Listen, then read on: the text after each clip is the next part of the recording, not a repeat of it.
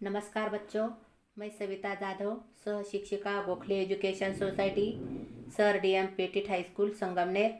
आज मैं आप लोगों को कक्षा 8वीं की हिंदी पाठ्य पुस्तक सुगम भारती से पाठ 2 उसी से ठंडा उसी से गर्म इस पाठ के बारे में बताने वाली हूँ। तो चलिए सबसे पहले हम लेखक का परिचय देख लेते हैं। बच्चों, इस पाठ के लेखक है डॉक्टर जाकिर हुसैन जी। डॉक्टर जाकिर हुसैन जी स्वतंत्र भारत के तृतीय राष्ट्रपति, विद्वान तथा शिक्षाविद है। आधुनिक भारत के विकास में आपका अनमोल योगदान रहा है। आप राष्ट्र प्रेम, आधुनिकता, वैश्वीकरण, भाषा, संस्कृति, शिक्षा और इतिहास विषयों से गहरे जुड़े रहे। उनकी कुछ प्रमुख कृतियाँ देख लेते हैं। तालीमी खुतबत, लिटिल चिकन इन हरी, सियासत और मासियत, बुनियादी कौमी तालीम, अबू खा की बकरी और 14 कहानियाँ आदि। तो चलते हैं, इस पाठ्य संबंधी विचार है उसे देख लेते हैं। बच्चों, ये एक हास्य कथा है। प्रस्तुत हास्य कथा में डॉक्टर जाकिर हुसैन जी ने बड़े मनोरंजक ढंग से लकड़हारे और बालिस्तीय की कहानी लिखी है। असल में बालिस्तीय नहीं होते, लेकिन कहानी में लेखक ने बालिस्तीय रूपी एक काल्पनिक चरित्र की बात की है। उसने इसका प्रयोग किया है। इस कथा के माध्यम से किसी अपरिचित को न सताने, किसी की हंसी न उड़ाने, किसी पर पत्थर न फेंकने का संदेश दिया है। यहाँ सभी को अच्छा बनने के लिए प्रेरित किया है। तो चलिए इस पाठ का सारांश देख लेते हैं। कहानी इस प्रकार है। उसी से ठंडा उसी से गरम। एक लकड़हारा था। जंगल में जाकर रोज लकड़ियाँ काटता, शहर में जाकर शाम को बेच देता था। लकड़हारा मतलब जंगल आदि से लकड़ी काटकर बेचने वाला। एक दिन इस ख्याल से कि आसपास से तो सब लकड़हारे लकड़ी काट ले जाते हैं। सूखी लकड़ी आसानी से मिलती नहीं, इसीलिए वह दूर जंगल के अंदर चला गया। सर्दी का मौसम था। कड़ाके का जाड़ा पड़ रहा था। हाथ पांव ठिठुरे जाते थे। ठिठुरना मतलब ठंड से कांपना। उसकी उंगलियां बिल्कुल सुन्न हुई जाती थी। सुन्न मतलब संवेदना रहित। वह थोड़ी थोड़ी देर बाद कुल्हाड़ी रख देता और दोनों हाथ मुंह के पास ले जाकर खूब जोर से उसमें फूंक मारता कि गर्म हो जाए। जंगल में न मालूम किस किस तरह के जीव रहते हैं। सुना है उनमें छोटे छोटे बालिश्त भर के आदमी भी होते हैं। उनके दाढ़ी, मोह आदि सब कुछ होते हैं, मगर सब कुछ होते हैं होते हैं बस खूंटी से ही।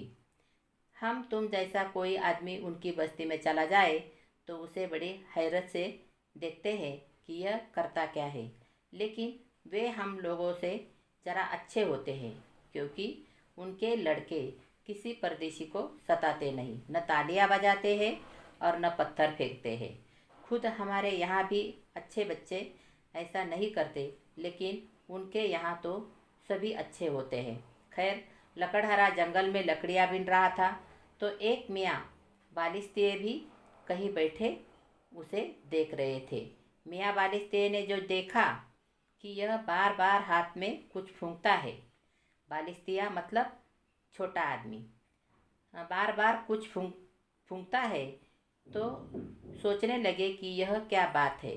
जब कुछ समझ में न आया तो वे अपनी जगह से उठे और कुछ दूर चलकर फिर लौट आए। मालूम नहीं पूछने से यह आदमी कहीं बुरा न माने, मगर फिर न रहा गया। आखिर ठुमक ठुमक कर लकड़हारे के पास गए और कहा, सलाम भाई, बुरा न मानो तो एक बात पूछूं। लकड़हारे को जरा से अंगूठे बराबर आदमी को देखकर ताज्जुब भी हुआ। ताज्जुब मतलब आश्चर्य। हंसी भी आई, मगर उसने हंसी रोककर कहा, हाँ हाँ भाई, ज़रूर पूछो।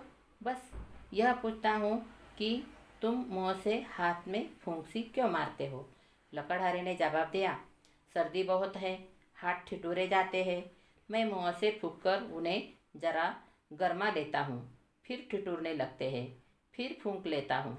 मियाँ बालिस्तीय ने अपना सुपारी जैसा सिर हिलाया और कहा, अच्छा यह बात है। यह कहकर वहाँ से खिसक गए, मगर रहे आसपास ही और कहीं से बैठे बराबर देखते रहे कि लकड़हारा और क्या क्या करता है। दोपहर का वक्त आया।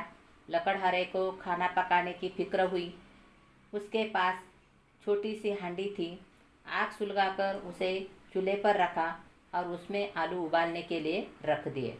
गीली लकड़ी थी, इसीलिए आग बार बार ठंडी हो जाती तो लकड़हारा मुँह से फूंककर तेज कर देता था।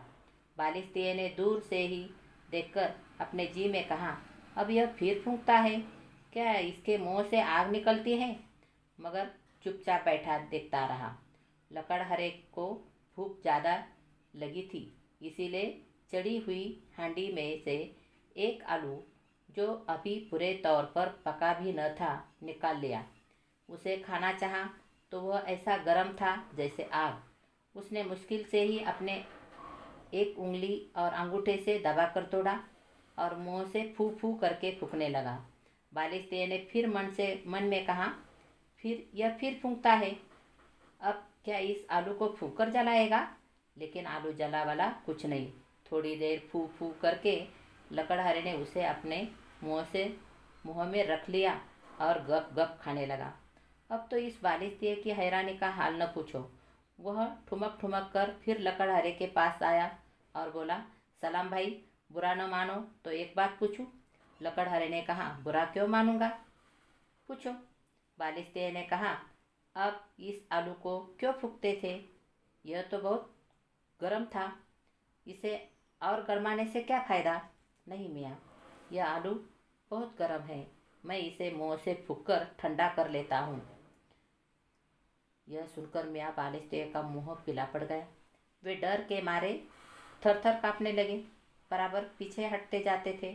जरा सा आदमी यूँ ही देखकर हंसी आए, लेकिन इस थर थर कैप कैप की हालत में देखकर तो वह हर किसी को हंसी भी आए, रंज भी हो। रंज मतलब दुख। उसने आखिर पूछा, क्यों मियाँ, क्या हुआ? क्या जाड़ा बहुत लग रहा है?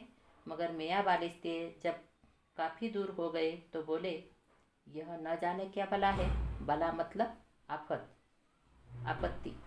शायद कोई जादूगर है, उसी से ठंडा उसी से गर्म। हमारी समझ में यह बात नहीं आती। सच तो ये है, यही बात उन मियाँ बालिस्तीय की नन्ही सी खोपड़ी में आने की थी भी नहीं। तो बच्चों, इस परिच्छेद पर आपको एक स्वाध्याय लिखना है। वह स्वाध्याय इस प्रकार है, लकड़हारों का जीवन। इस विषय के बारे में अपने विचार लिखिए।